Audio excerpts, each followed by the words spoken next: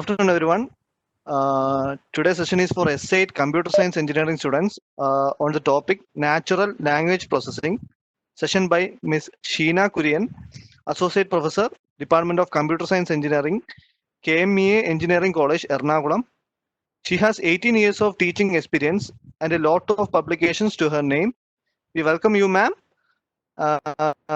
And some instruction for students. The students can use the QA panel for typing any queries regarding the topic. Okay, you can use the QA panel for typing queries. And at the end of the class, a feedback form will be displayed and you may kindly fill the feedback form and exit. Okay. Ma'am, on behalf of ASAP, we welcome you, ma'am. We can start the session. Okay, thank you. Okay, good morning. We start with natural language processing. You know, it's a sixth module of artificial intelligence. Okay, these are the topics we'll be covering. What is natural language processing? Applications of natural language processing, reconstructing language, the building blocks of NLP, the different stages of language analysis, and the different stochastic tools for language analysis, and a little bit more on the applications at the end. So what is natural language processing? You know, it is a subfield of linguistics, information engineering, and artificial intelligence. Now, by artificial intelligence, we know we are trying to make machine think and act rationally like human beings. So in that process, NLP has a big role. NLP is actually concerned with the interactions between computers and human natural languages. In particular, we are trying to program computers how to process and analyze natural language data. Now, what do you mean by natural language? It is the language which we are using in day-to-day life for communication, like Malayalam, English, etc. And the programming languages which we are using, like C, C++, Python, etc., called as formal languages. Usually, we make a computer do something like programming in those languages. We know that if there is any syntax mistake, the computer is not going to accept it. But that is not the case with natural language. Even if a person is talking with some grammatically incorrect sentence, the other person will be able to know or able to understand what is happening or what is trying to communicate. So in that Excuse me, ma'am, audio ചെറുതായിട്ട് ഒരു issue വരുന്നുണ്ട്. നമുക്ക് mic ഒന്ന് മൈക്കിലൊന്ന് now is it ഇപ്പൊ okay? Clear ആണ്. Okay. Okay okay. Okay, should I repeat something? അല്ല കുഴപ്പമില്ല, ഇപ്പൊ ഓഡിബിൾ ആണ് മാം. Okay. Okay. So I told about what is AI and what is the relevance of NLP. So talking about natural language, it's our language in which we use in our day-to-day life for communication, and we know the programming languages that is called as a formal language. Now, formal language, the syntax is very strict. We have to follow that syntax, but that is not the case with natural language. Even if we are talking a grammatically incorrect sentence, the other person will be able to understand what he's trying to communicate. So in that sense, natural language is a very complicated phenomenon involving recognition of sounds or printed letters. It involves a syntactic parsing and the meaning changes with the intonation, etc. So it is a complicated task.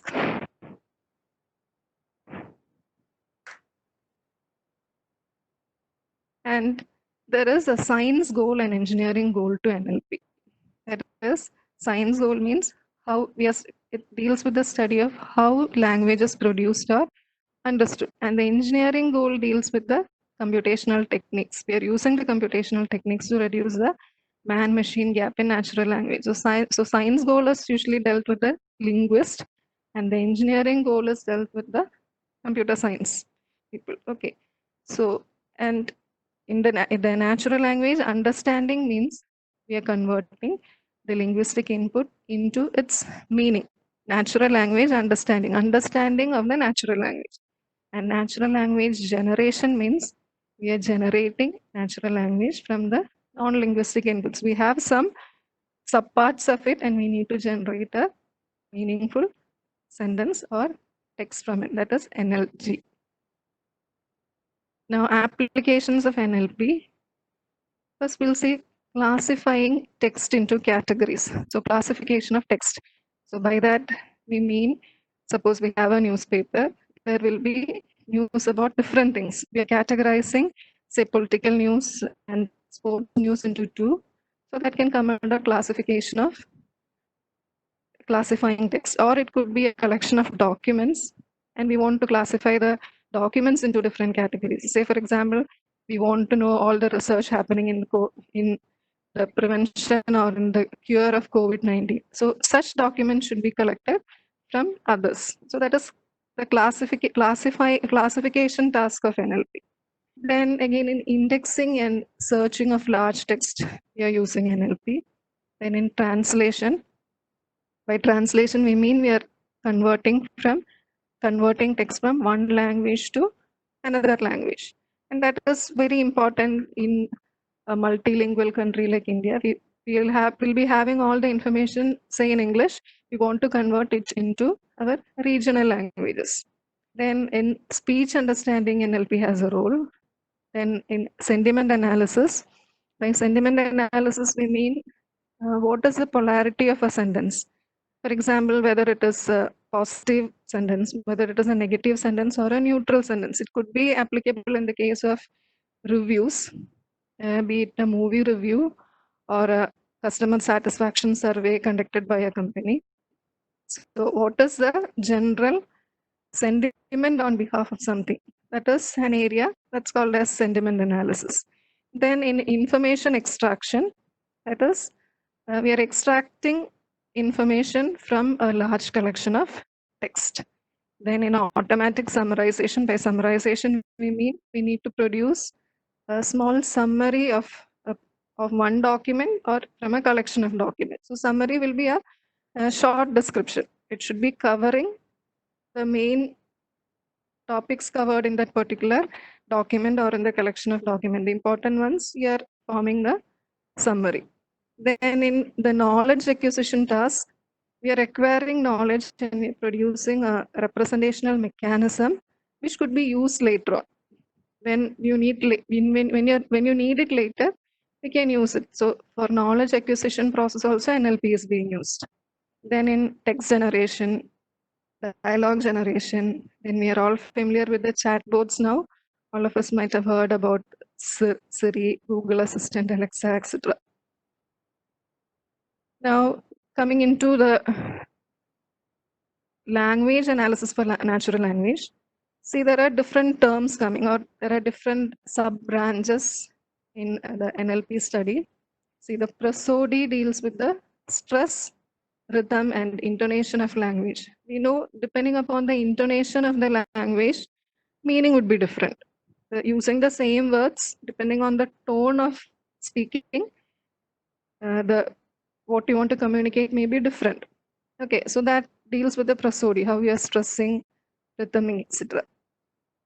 Then the phonology that deals with the sounds that are combined to form language. We know phonetics, how the individual phonetics are being combined to form language. It is particularly used in computerized speech recognition and generation process. Then coming to the morphological analysis, we are concerned with the splitting of a sentence into, splitting of a word into the different constituent morphemes. We call the different components as morphemes. See, for example, see the word friendly. Friendly is actually consisting of two separate morphemes, a friend and an ly. Okay. Or coming to doors, it is actually door plus s. So they are called as the different morpheme parts. So more different in the morphological analysis, what we're doing is we'll be splitting a particular word into its component parts. There could be prefixes or suffixes. We are splitting all those parts. Even two different words, etc., can be combined. Now coming to Malayalam, it's a very agglutinative language. So there will be, you can combine many different words together into one. For example, you have a word like Seethayude Amma. It is actually Sita plus Uday plus Amma. There could be different words you're again combining. In the case of English, it is simpler compared to agglutinative languages like Malayalam, this morphological passing. So by morphological analysis, we will be able to understand what is a tense, what is the number part. By tense, we mean whether it is past tense, present tense, or future tense. Then the number, whether it is singular or plural. See, for example, doors, we know it is a plural because it is door plus S. S is added to a particular word to make it plural. Okay, and then the different parts of speech. Okay, parts of speech, we mean whether it is an adjective, noun, verb, etc. Okay, then syntax is dealing with the rules for combining words into legal phrases and sentences, and use of those rules to pass and generate sentences. So for any language, be it a formal language or a natural language, there will be some rules with which we can form meaningful or legal phrases and sentences. So it's a study on that. Then the semantics considers the meaning of words, phrases, and sentences and ways in which the meaning is conveyed in natural language expressions. Then pragmatics is a study of the ways in which language affects the listener. See, for example, you have a question like, do you know him? What is expected answer? You'll be giving yes or no. So, do you know him? Okay, if you know, you'll be giving yes, then otherwise no. But the same thing, a similar question like, do you know what time it is? You don't expect an answer like yes or no. You expect the time as a reply. So that is a pragmatics. Depending on the context and how we are using it, there will be a difference in the effect it produces on the listener. That is what is called as a pragmatics. Then the world knowledge, that includes knowledge of the physical world. Like in addition to a particular sentence you're hearing, you know a lot of things.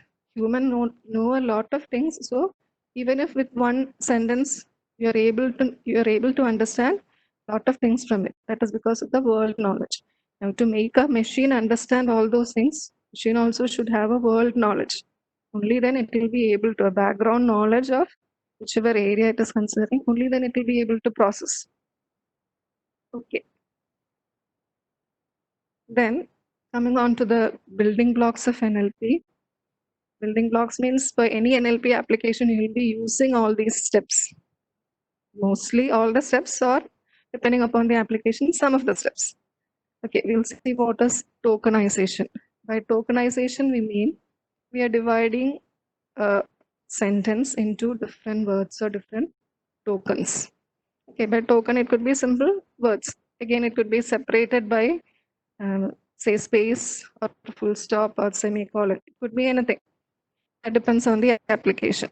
Then stemming means you're actually cutting the inflections and obtaining the root form of the word. See, for example, laughing, by laughing, you're cutting the last affix part and you're converting it as laugh. That is a root form. Dose, you're changing to door. That process is called stemming. So here you're obtaining the root form of the word by cutting the inflections. Inflections could be either at the beginning or at the end.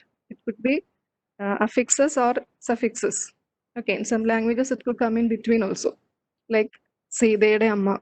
Today came in between. That is an affix. Okay, so that depends on the language. So the problem is by stemming, you may not be able to obtain the root form of the word in all cases. See, for example, going, gone, and went are different forms of go. So the root form of all these things should be go. By cutting any affix, you will not be able to. By cutting affixes alone, you'll not be able to go because went and go doesn't have any relation. So that process is called as lemmatization. It's a morphological analysis of words to obtain the root word. So stemming may not always work. Lemmatization will be helpful in that process. Stemming is an easy way. You're just cutting the inflections and trying to get the root. Okay, then you have a very important thing, that is parts of speech tagging. We just mentioned what are the different parts of speech. The common parts of speech is noun, verb, pronoun, preposition, adverb, conjunction, particle, article, etc. So we are assigning a POS tag to each of the word we are encountering. And here, one particular word will not be having a single tag. See in this example, answer. The word answer could be a noun or it could be a verb, depending on the context in which it is being used. See, give me your answer. In the case of give me your answer, answer is noun. In the case of answer the question, answer will be a verb. So POS tagging helps in finding out which is the tag associated with a particular word in that particular sentence. You cannot store it earlier. Maybe you can store it like answer can have, or answer could be a noun, it could be a verb, like that only you can store in the store earlier, or you can have a database of such things. Otherwise, when you're given a sentence only, you can break it into different tags. That part is called as the parts of speech tagging. Okay, now here, see for example, I've given a Pentree Bank data set. In that Pentree Bank data set, these are the tags you can see.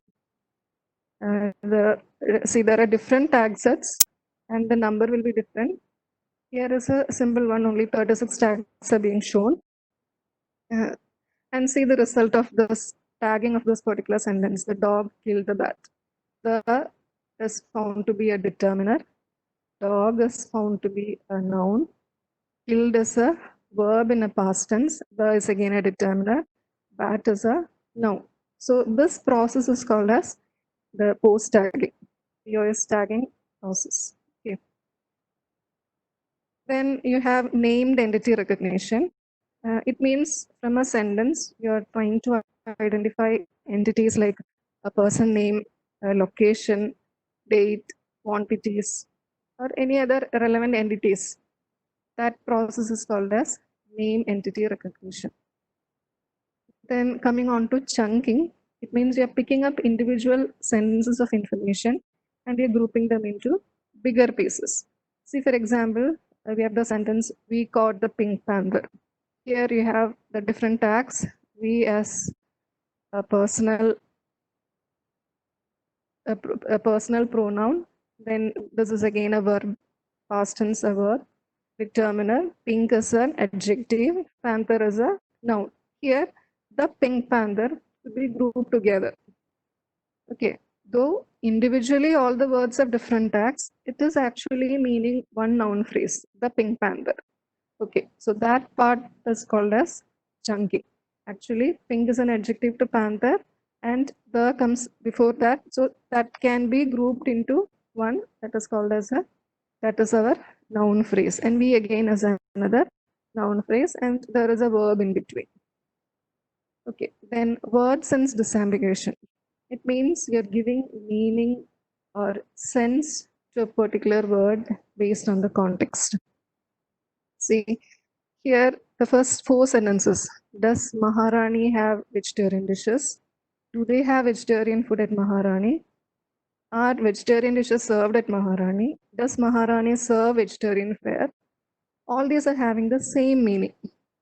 Okay, so the same thing you are able to represent using different sentences. Okay, and all of this should be having the same representation form, that is called as a canonical form of representation in our database. So when it means the same thing, it should have a same representation. And then only you can use it later on. Okay, and again another see, there are different ways in which there can be disambiguity or ambiguity in sentences. I'm just taking two examples here. See, I went to the bank. Here we don't know what is bank, whether it is a financial bank or a river bank. We can't make it clear just by the sentence, I went to the bank. Then how do you make the sense clear? For that, you'll have to take the context in which that particular sentence is being written or spoken. Whether something would have been told before the sentence or something will be coming after that. Only then you can resolve the context of this particular sentence. So ambiguity can come in different ways. The same meaning could be expressed in different ways, or the same word could have different meanings. So it's a very big topic. This word sense disambiguation itself is a very large area. Okay, then coming to the stages of language analysis. So suppose we are having a sentence, we have mainly 3 stages. We'll be talking about that. So first step is parsing. So parsing analyzes the syntactic structure of sentences. You know, there could be dependency parsing or constituency parsing. In dependency parsing, you're identifying the relationship between words in a sentence. And in constituency parsing, you're finding the grammatical analysis and it builds a parse tree. Now, you're familiar with top-down parsing and bottom-up parsing. When you're generating a parse tree, it is the same parse tree which you've learned earlier in POC and compiler design, etc. It's the same thing, parse tree. So you have top-down parsing. By top-down parsing, you mean we are starting from the root, then you're progressing downwards the tree and you're generating the leaf node. That is our tokens or the individual lexicons maybe. Then bottom-up parsing means you're starting from the leaf and you go up till you come to the root. See, when generating that tree, you need context-free grammars, okay, or rules.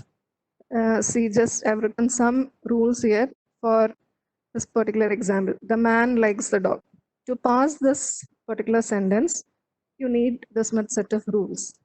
I'll say the meaning of this sentence giving noun phrase followed by a verb phrase, noun phrase giving a noun phrase giving an article followed by a noun, or word phrase could be a verb phrase could be a verb followed by a noun phrase, article.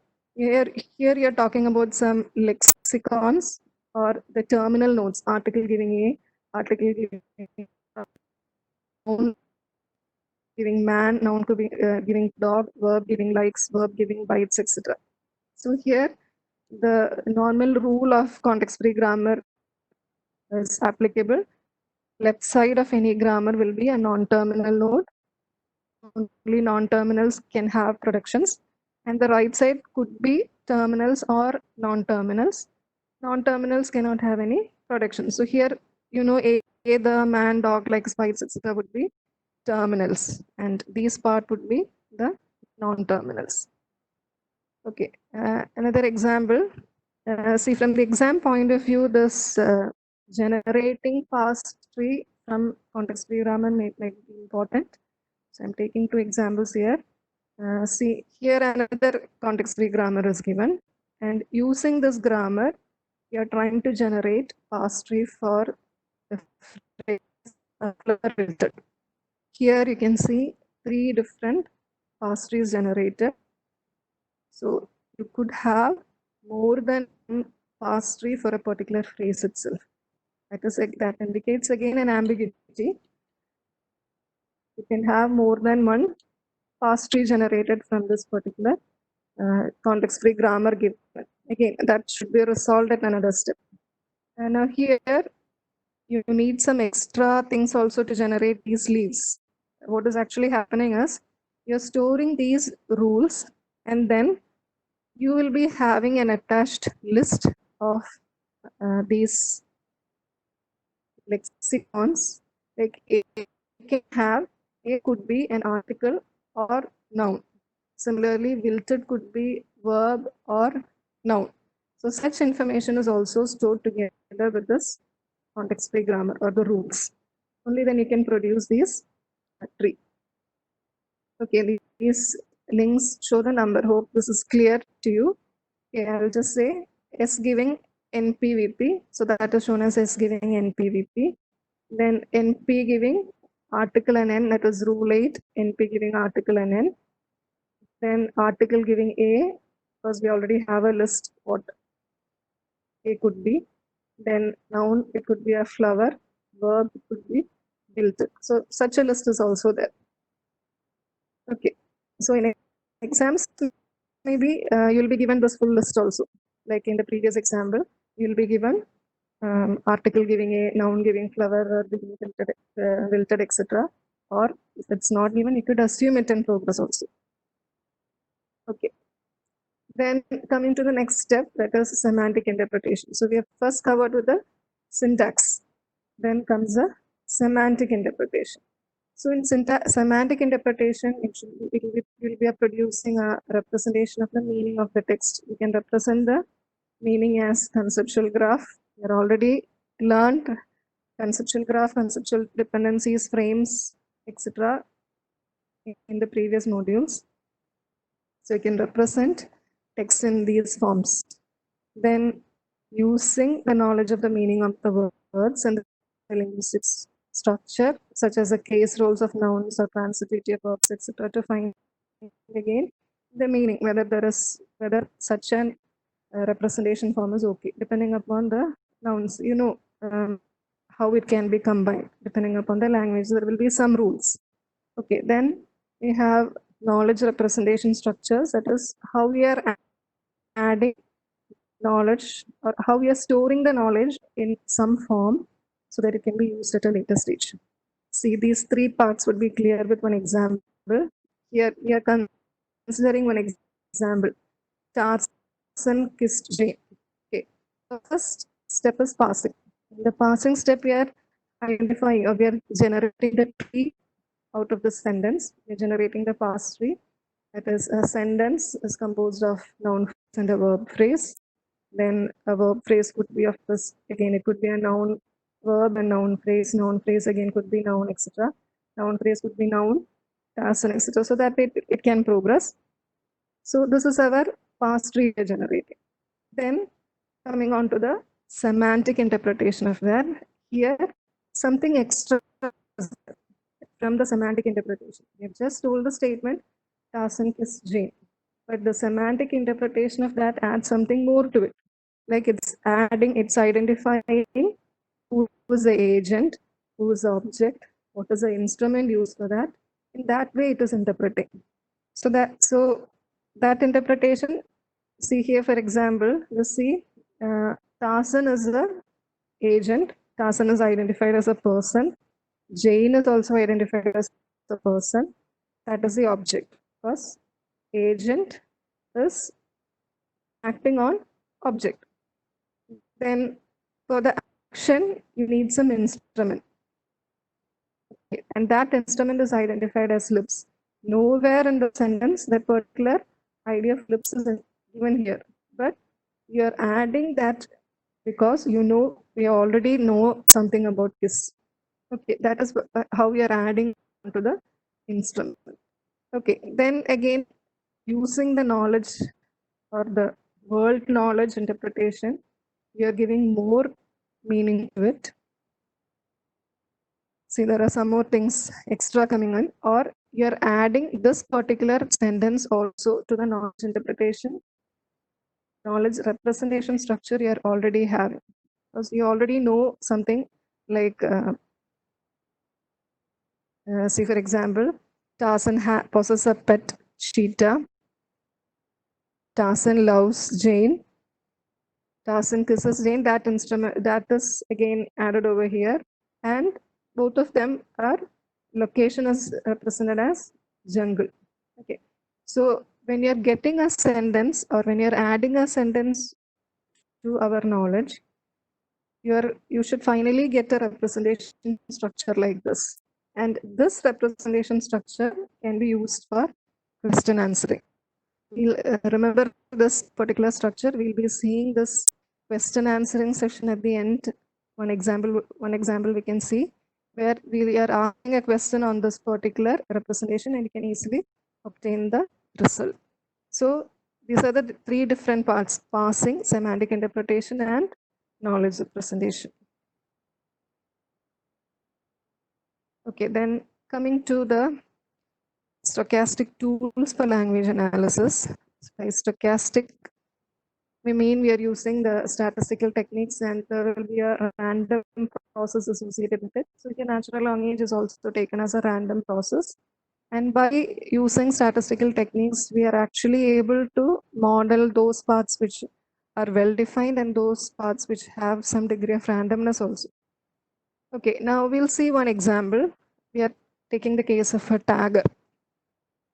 We'll see how a stochastic tagger is working. Tagger means parts of speech tagger. Okay, so parts of speech tagger should resolve ambiguities by using a training corpus. By corpus, we mean a collection of text. Okay, so that collection of text which we are using to train a tagger program, we are calling by the name training corpus. Okay, so stochastic tagger is resolving the ambiguities from the using this training corpus. It calculates the probability of a given word having a given tag in a particular context. So it totally depends on which corpus you are using.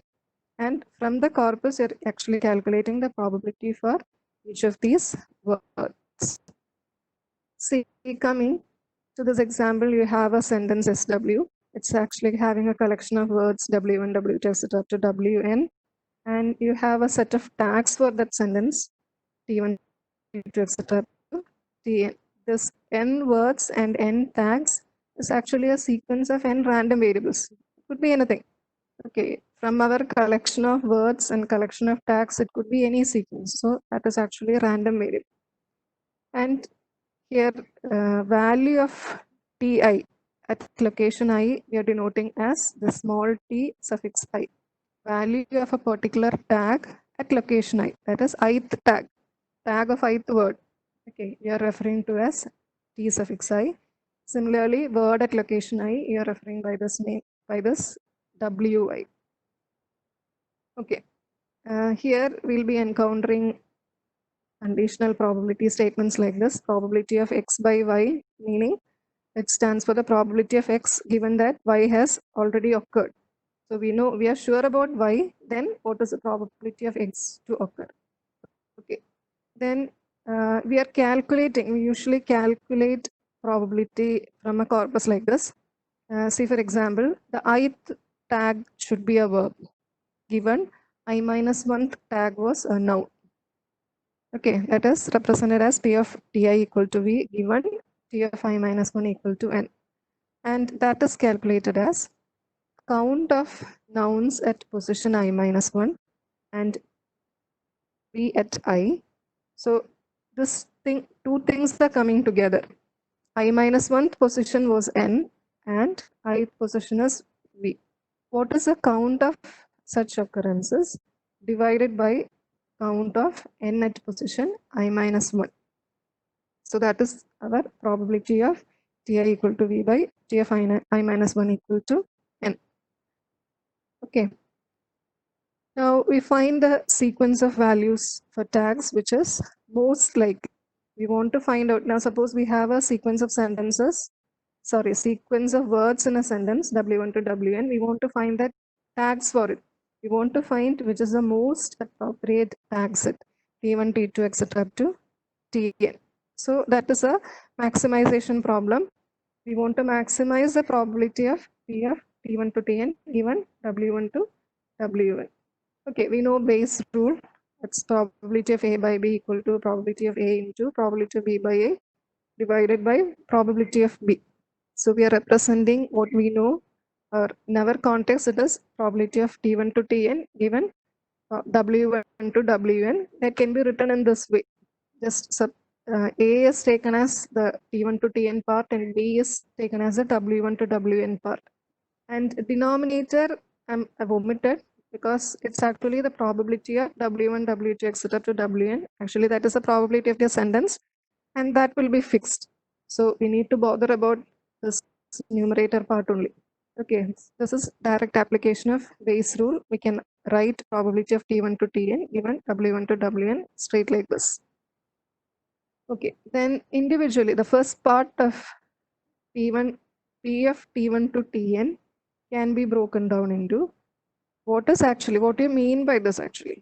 Probability for tag sequence to be T1, T2, etc. up to Tn. It means first tag should be T1, second tag should be T2, third should be T3, like the 10th tag should be T8. So we can break it down as probability of T1 into probability of T2 given T1 into probability of T3 given T2 T1, etc. up to probability of Tn given Tn minus 1, etc. up to T1. Okay, so similarly, the second part, probability of W1 to Wn given T1 to Tn, can be split like this. It will be probability of W1 given T1 to Tn into probability of W2. Now you know W1 is also there, and the tag sequence is also like this. W1, it actually means you already know the tag set, then what is the probability for that particular word to come. Okay, you know the tag sequence is T1 to Tn, and first word is W1. Then what is the probability for the second word to be W2? That is the meaning of that particular term. Okay. So we are getting into again W3 term. So the last term will be probability of Wn n divided by, or probability of Wn given. It's not divided by, probability of Wn given Wn minus 1, etc. up to W1. So we know n minus 1 terms and the full tag set also.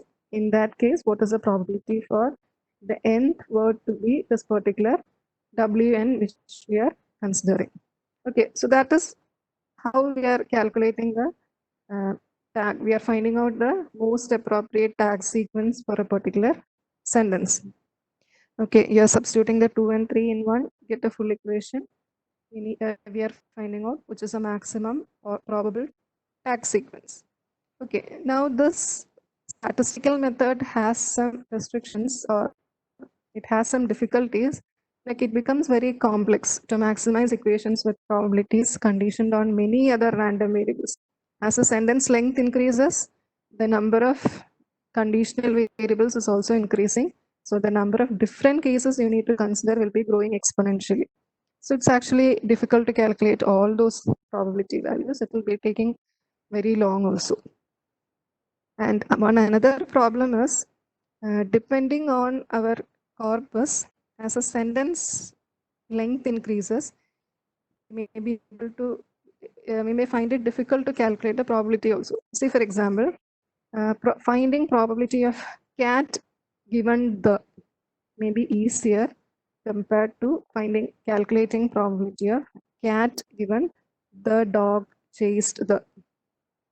Like we are considering a sentence, the dog chased the cat, and we are finding out what will be the probability of the last word to be cat.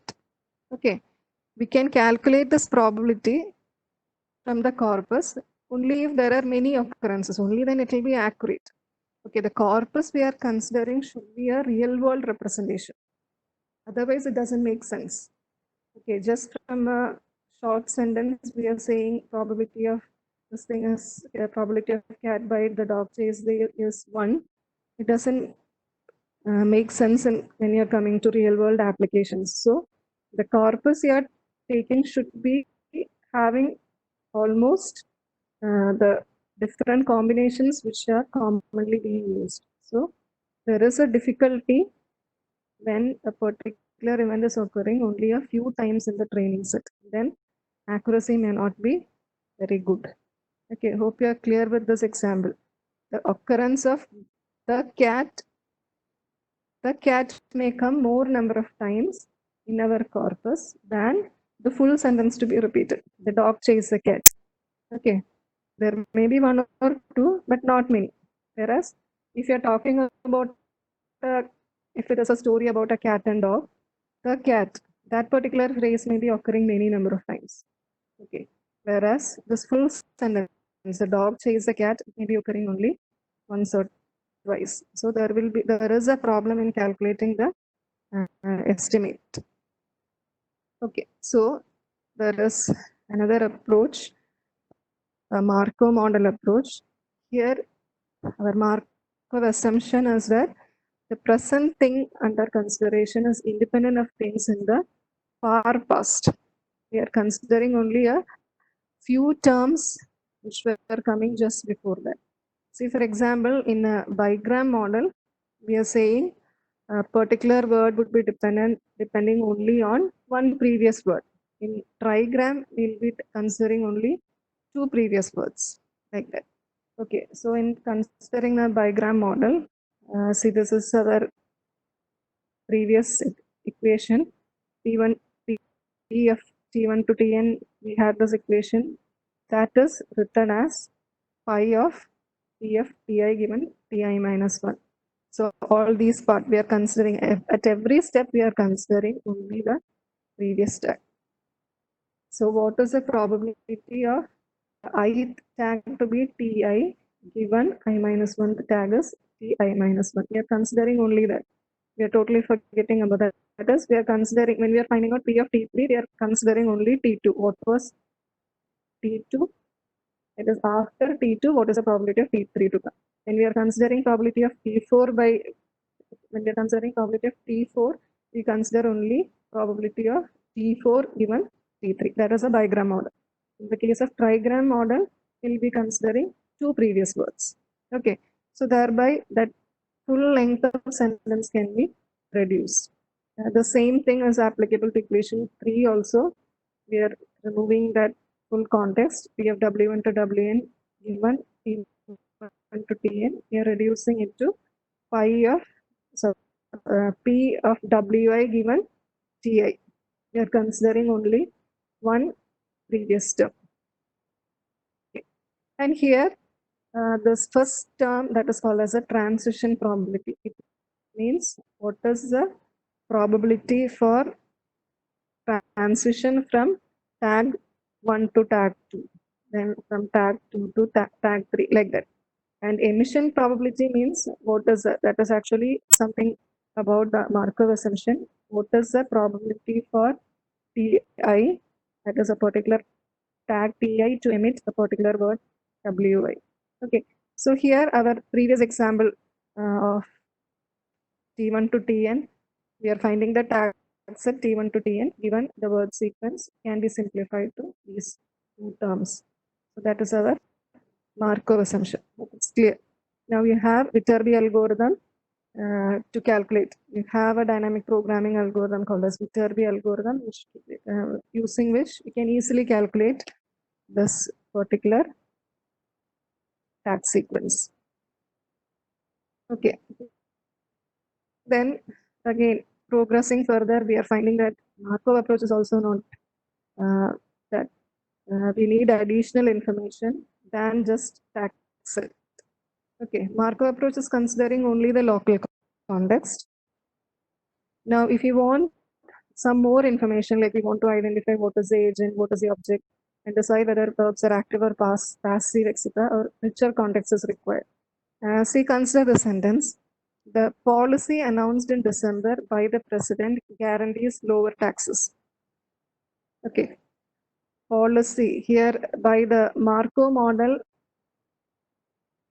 Actually, in this particular sentence, president is the agent, but the Markov model is likely to identify policy as an agent and announce as an active. Okay, so here you can identify an agent better if you are able to ask questions like this: is a current noun inanimate? Or does the word by appear a few words before the noun under consideration? Like that, if you are able to ask some questions like this, you may be able to identify, or you may be able to answer which is an agent, object, etc. That is our decision tree. You know what is decision tree? There will be different branches.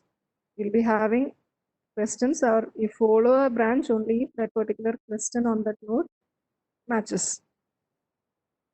Okay, so we are combining the Markov approach with the parsing techniques to answer or to identify which are the agents or which are the objects, etc. Again, you know, one example for a decision tree, ID3 algorithm is there. ID3 algorithm, actually you haven't learned these things in AI. Maybe you're learning it in data mining. Some of you might have learned in machine learning. You know, we are not going into these details now. ID3 algorithm was invented by Rose Quinlan. It's used to generate a decision tree from a data set. So the Markov, what we are getting as a result of the Markov approach or the statistical analysis, that is a target, it's combined with the decision tree to identify what is agent or object, etc. Okay. Now, to answer questions like is a current noun inanimate, we should know which of the words are animate and which of the words are inanimate. So there should be a clustering of words there. See, for example, you have sentences like you have words like cat, kitten, run, green, eats, meows, etc. And here there is some relationship between cat and kitten, and that is clustered into one unit, or that is grouped into one unit, so that they could be used mutually in place of one another. See, for example, P of eats, probability of eats given cat is about the same as probability of eats given kitten.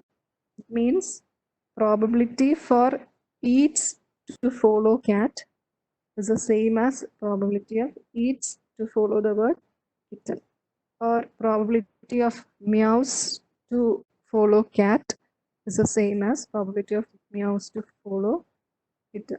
So that way clustering of terms is necessary to answer which are the inanimate terms or which are the animate terms in a particular example. So all these depends on which is the application you need. All these things may not be relevant in one particular application.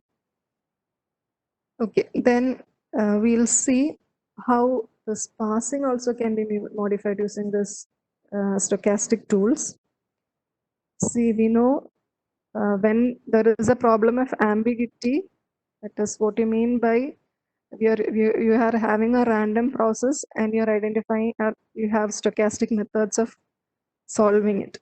So here again, ambiguity of words to have different tags is resolved using this probabilistic context-free grammar. We'll see that. See, give me a book and book me a flight ticket. In the case of give me a book is a noun. And in the case of book me a flight ticket, book is actually an action verb. So here, book is having two different sense, two different ways in which book is being used. So how do you resolve? When we are coming to the tagging process, how do you resolve it? Okay, for that, you have something called as probabilistic context-free grammar. And for that, you're attaching a probability value to every context-free grammar. That again is just an estimate from the number of times each rule is used in a corpus containing a past sentence. Consider the grammar rules. C giving R1, C giving R2, etc. to C giving RM, where C is a category or tag and Ris are the different rules. Here probability of Rj given C is equal to the count of number of times Rj is being used by number of times Ri is used. So Rj, that is, we are actually finding out you know the category and you have this particular rule. In the particular rule, how many times Rj is being used as that particular category. See, coming to this example, see, you have a set of rules. Here, S giving NP-VP, totally the left-hand side. S is coming, that is starting of a sentence is coming 300 times in our corpus. Okay, and every time S occurred, it followed the same rule only. There is only one rule for us, that is S giving NP-VP. So the count for the rule is also 300, and probability value for that value is 1. Okay, then if you have a sentence like VP giving V, VP is occurring in 300 times. It's coming as 300 times in the left hand side in the rule set. Then out of that, VP giving V came 116 times, VNP came 118 times, VNPPP came 66 times. Like that, Okay, like that you are calculating the probability values. Okay, so that is how we are in probabilistic context free grammar. There is a probability value also attached to this particular thing. So here, what is the advantage of this? When you need to resolve between NP giving NN or NP giving N, you look into the probability value. Okay, whichever is more probable will give that particular assignment. Okay, in case we know this 0.14 NP giving N is coming more number of times than NP giving NN. So it's more probable to have this particular substitution this time also. So we'll go for that. So that is what basically you're using in probabilistic context free grammar. Okay, now coming back to some applications, we already saw some applications in the beginning. According to a prescribed textbook, it explains little more on these applications also. That's why I'm taking it again. Okay, so story, understanding, and question answer. Have a story. We'll consider the same story of Tarzan, and from this, we need to answer a question. Okay, so you're asking the program who loves Jane. Now, the answer to this will be obtained from the representation, like whatever representation, the final representation form we had. Now, there are specific meanings to this interrogating words, like who is questioning, who is the agent of the action, what is asking for the object of the action, how is asking for the action performed, etc. So that way your program will interpret the question, and we need to find the, or we need to give back the answer to whatever is the question asked. See, so for this particular question, it converts a question into this form. Okay, who loves Jane is converted into this particular conceptual graph representation. Okay, you know, person is Jane, and this Jane is our object, and we know we should identify who is the person. Okay, our question is who loves Jane, isn't it? Who is loving Jane? Okay, so here the answer to this question, the answer part will be given as a question mark. Actually, we need to identify what is the question mark.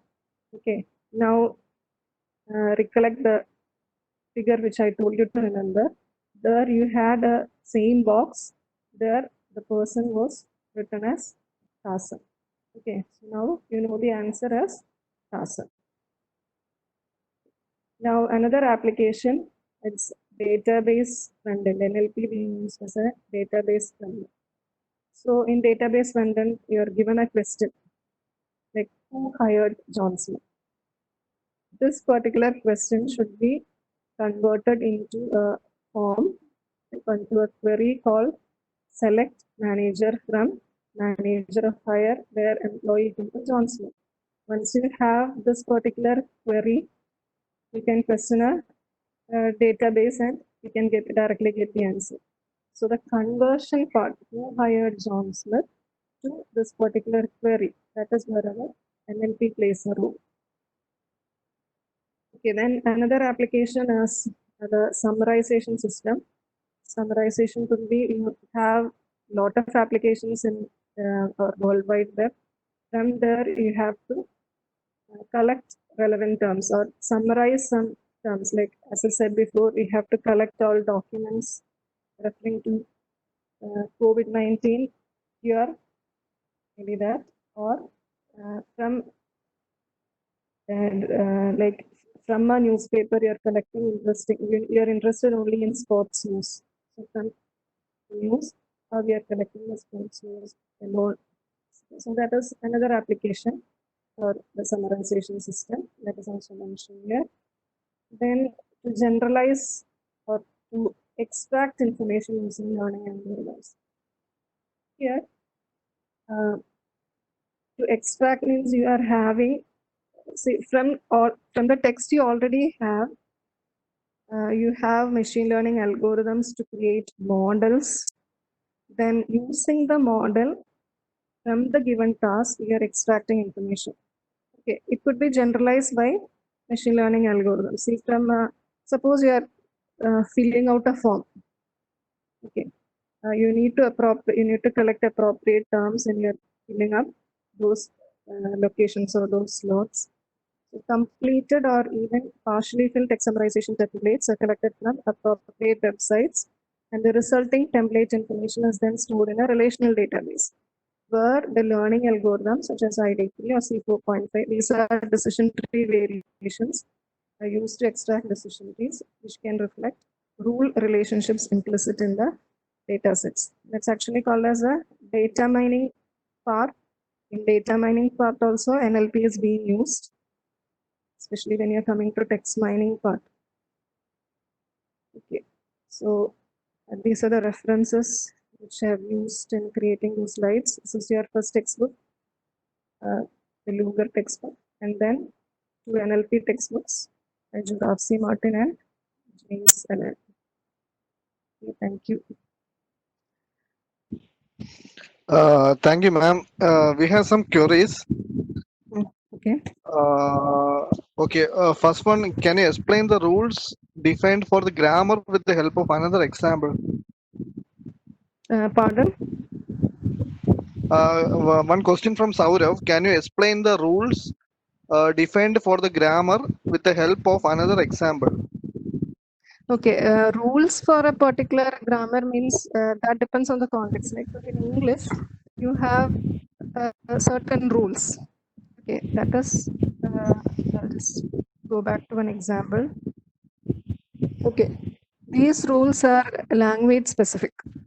Okay, a sentence giving noun phrase and verb phrase. I'm coming to an English sentence. All the sentences will be having a noun phrase followed by a verb phrase. There could be other forms also. I'm just taking one example. A sentence could be noun phrase followed by a verb phrase. Then in noun phrase, it could be followed by a noun. This set of rules is actually our rules given by our linguist. Okay, that is language specific. Okay, whether English would be having a set of rules. Coming to Malayalam, it would be something different. Okay, talking about English and Malayalam itself, the order is different. The subject position, object position is different in English and Malayalam, so that way it will be different. Okay. Okay, one more question from Saurav. What do you mean by nouns, these animate and inanimate terms? Okay, animate and inanimate means whether it is an animal or not an animal. Okay, we are answering that particular question like question.